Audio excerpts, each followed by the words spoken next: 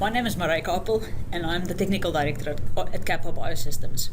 In this short series of webinars, I'll be talking to you about the challenges of low-input, high-throughput library construction for Illumina sequencing.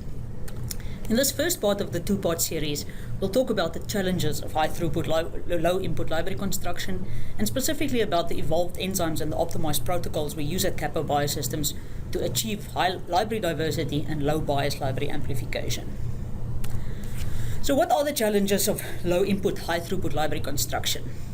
First of all, it's maximizing the yield of adapter-ligated libraries, in other words, constructing the most complex or diverse library from an available sample.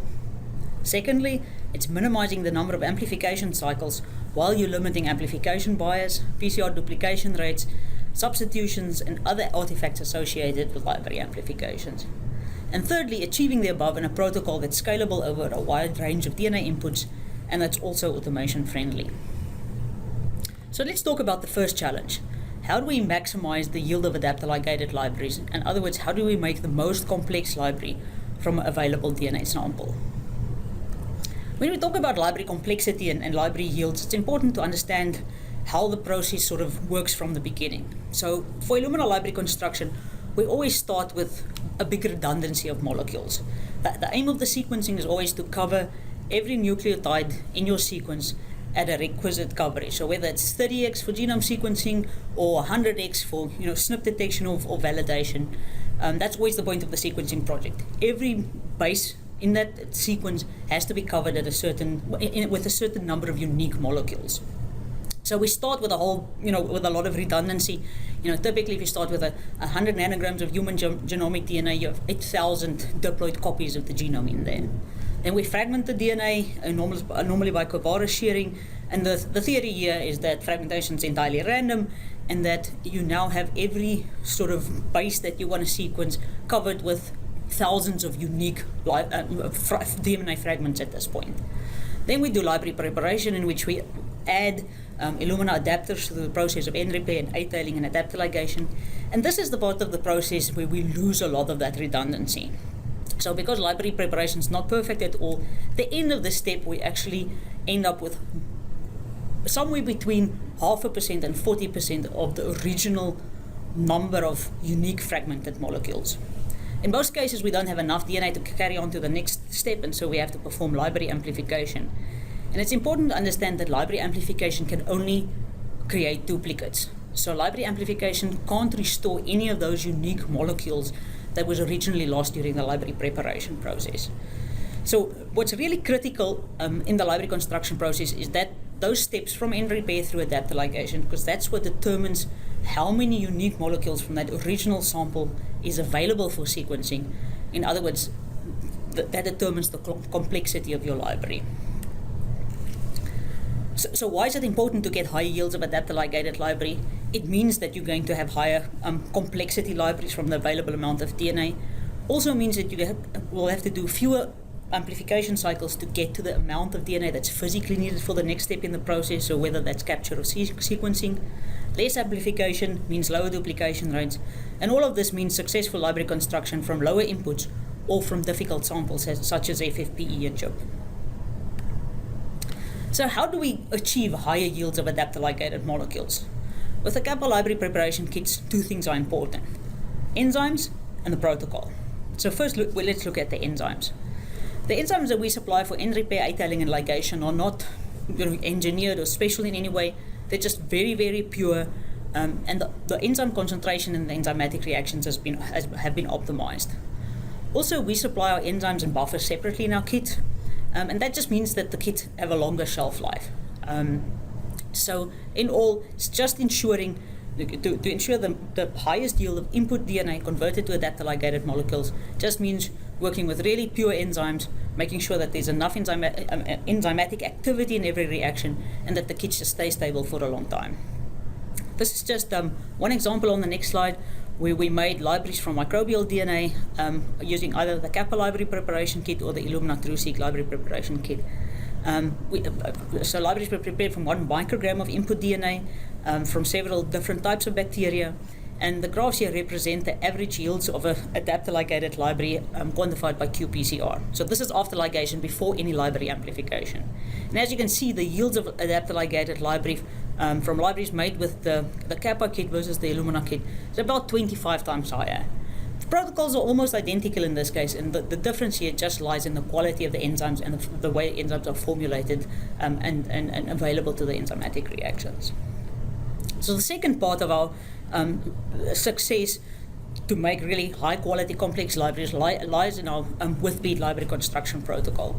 So you're probably aware of this strategy, which was initially conceptualized by the Broad Institute, and it's really designed to limit sample loss throughout the library construction process. So in a traditional library preparation process, you start with your shear DNA, you go through the end repair process. At the end of end repair, you would do a spray cleanup with magnetic beads to get rid of to purify the DNA for the next step. And so when you get to the end of the first spray cleanup, after you've washed the beads with ethanol, you would typically elute the end repair DNA in water or buffer, and then transfer it into the next tube for the A-tailing reaction. And so the A-tailing reaction takes place. Again, there's a spray cleanup, and at the end of each spray cleanup step, basically the DNA is eluted and transferred to another tube. And the whole process just entails a lot of physical loss of DNA. So typically in a protocol, a standard traditional protocol, you can lose up to 30 or 40% of your input DNA just through the physical loss associated with the transfer of material between tubes for the enzymatic reactions. The with-bead protocol is a lot simpler to execute, and it's designed to limit those losses. So the process from shear DNA to end repair to the end of the end repair cleanup is pretty much exactly the same. But after the ethanol washes, once you've kind of dried the beads, you're not going to elute the DNA in buffer and transfer it to a next tube, but you elute it in the enzymatic or the reagent mix for the A-tailing reaction. That creates the right environment for the end repair DNA to be released from the beads. The end repair takes place in the same tube. The beads are present in the tube, but at that point they just don't do anything. And then at the end of A-tailing, to bind the beads back onto the DNA back onto the beads for the A-tailing cleanup, we add this PEG sodium chloride solution, and that's just the solution in which the beads were supplied in the first place. So then we do the cleanup in the same tube. At the end of that cleanup step, again, the DNA isn't eluted and transferred into another tube, but it's eluted in the ligation mix. And so this whole with-bead protocol is designed to lose less of your input material due to physical transfer through those enzymatic steps. While we optimize our with-bead protocol, we also looked at a whole lot of other parameters that affect the yields of adapter-ligated libraries. And these include the cleanups between enzymatic steps, adapter concentration, whether or not size selection should be done, and where at which point in the protocol it should be done. We looked at library amplification parameters and just sort of added a whole lot of automation-friendly modifications to our kit. And so the end result of that is designing a protocol and optimizing a protocol that guarantees the highest yield of adapter-ligated molecules from the available DNA sample. So now that we talked about the process through ligation, let's focus on amplification. And again, let's step backwards a little bit and just kind of graphically illustrate how that process works. So here's your input DNA that's sheared, and let's, for the sake of this sort of part of the argument, assume that each one of these little bars represents a whole collection of unique fragments that represents each nucleotide that has to be sequenced. So again, during the library preparation process, we lose a lot of this material, sometimes up to 99% of it, and then we have to amplify the library. But because amplification enzymes aren't perfect, each unique molecule is not going to be amplified to the same extent, or each group of unique molecules covering that position for sequencing. So some positions will end up being represented in multiple molecules, where some positions will end up after amplification to be underrepresented because some of the unique molecules in which that base is present will not have been amplified as efficiently as other unique molecules, and that's because of GC content, either being AT reach or GC reach, or just because it lies in a difficult region of the genome. And so when one sequences this amplified sample, some of the positions will be represented at the requisite coverage, whereas others will not. that means that you have to sequence more to increase the coverage depth for those molecules that ended up being underrepresented after library amplification. So this will allow you to get additional coverage for some of those molecules, but in some cases, some of it will still not be at the right coverage, which means that you have to sequence even more to increase the coverage depth to the point where every nucleotide in that sample is sequenced or represented with at the required coverage. And so this is just kind of a practical example. This shows a part of the notch 1 exon. So some exon 1s in the human genome are extremely GC rich and difficult to amplify. And this is an example where this region was amplified with Kappa HiFi versus the enzyme that's versus another enzyme that's used for library amplification. And you can see in some regions are completely underrepresented, whereas there's a lot more even representation or higher coverage uniformity for across the entire region for libraries amplified with Kappa HiFi. So why is library amplification important? Ensures higher and more uniform sequence coverage, and as a result, lower sequencing costs to achieve the required coverage for all the bases. So we also address this issue at Kapa in our Kappa kits on the enzyme level. So Kappa HiFi is a high-fidelity enzyme that we originally engineered for high-fidelity, very robust cloning. But because of the molecular evolution system that we use to evolve our enzymes, Kappa HiFi turned out to have the characteristic that it amplifies different sequences with similar efficiency. And that translates to low amplification bias. And at the beginning of 2011, 2 papers from the Sanger Institute compared a whole lot of commercial enzymes that's normally used for library amplification.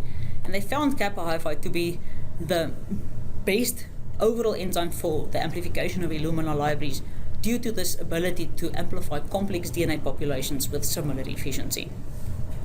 The second paper focused especially on AT-rich genomes, as this lab does a lot of research on malaria, and showed that libraries amplified with Kappa HiFi showed coverage and amplification profiles very close to those to libraries that weren't amplified at all. The next slide just shows one set of data from the first paper. So the 4 different graphs represent the coverage for microbes with genomes of different extremes. So it starts with Bordetella pertussis, which has a GC-rich genome, about 70% GC-rich, and figure D ends up with the malaria parasite P. falciparum, which is a very AT-rich genome, and it's about 19% GC. And in each case, we show the percentage of the genome covered versus normalized depth. Now, if everything was perfect, so if cluster amplification and sequencing was perfect, the red line represents the curve that you would not expect to have. All those processes aren't perfect, so there is some bias imposed by cluster amplification and sequencing. But what's represented by the other 3 lines are the coverage profiles for libraries that weren't amplified at all. So that's the green lines. Libraries amplified with fusion, which is what was applied in the Illumina kit, and then Kappa HiFi.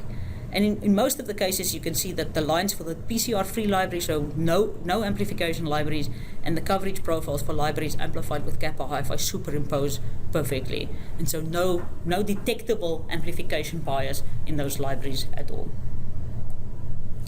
Low amplification bias is also really important for target enrichment workflows. So as you know, there's 2 amplification steps in target enrichment.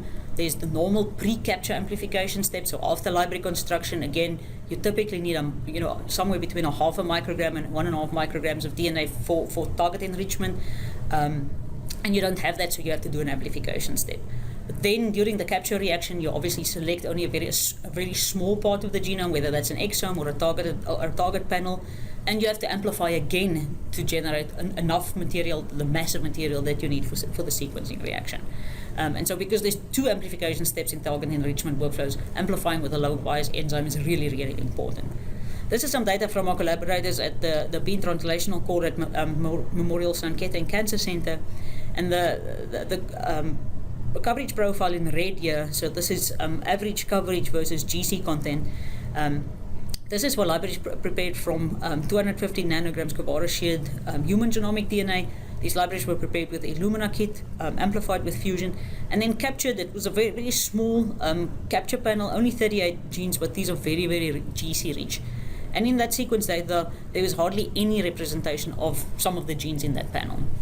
And so this core recognized that the potential advantages of HiFi for target enrichment workflows, remade the libraries, this time with the NEB kit, but did both pre and post capture amplification with Kapa HiFi.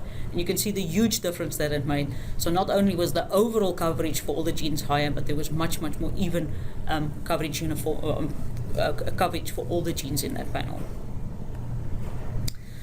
So how have we addressed the challenges of low input, high throughput library construction? By using engineered enzymes, low amplification, low bias amplification enzymes, and a really optimized with bead protocol, we've created a single kit that's for Illumina sequencing that's suitable for robust library construction from a wide range of DNA inputs. So you can make ChIP-seq libraries from as little as 100 picograms of DNA, or whole genome libraries from as much as 5 micrograms of DNA. It can successfully be used to make libraries from precious clinical samples, FFPE, other challenging samples. The libraries constructed with our kit can be used for a lot of different sequencing applications, so for whole genome sequencing, target enrichment, ChIP-seq, and it's also, depending on the workflow, compatible with some RNA-seq and some methyl-seq workflows. Our kit can be used to make libraries for workflows that require amplification, like target enrichment, or PCR-free workflows. So if you start with a lot of input material, like a microgram of microbial DNA for whole genome sequencing, at the end of ligation, you normally will have enough adapter-ligated library that you don't have to amplify, and you simply won't. And then the kit and protocol was also designed that it's suitable. The same kit and the same protocol is suitable for manual library construction, as well as for automated library construction on liquid handling platforms. And what we're really proud of is the fact that a recent paper from the Broad Institute identified the Kapa library preparation kit, so our reagents and our optimized protocol, as representing the best library construction protocol for Illumina sequencing. It's a really interesting paper that compared sources of sequencing bias across different sequencing platforms and sequencing reagents. And this is just one figure that again shows that libraries prepared with Kappa library construction reagents and our optimized with bead protocol essentially provided the most uniform coverage across the entire spectrum of GC inputs. And so what we've concentrated on in this first part of the webinar was maximizing the yield of adapter-ligated molecules, talking about low bias library amplification. And in the second part of this webinar, we'll show some results of what we've achieved with our protocol and reagents with challenging and low input samples on automated liquid handling platforms. Thank you very much.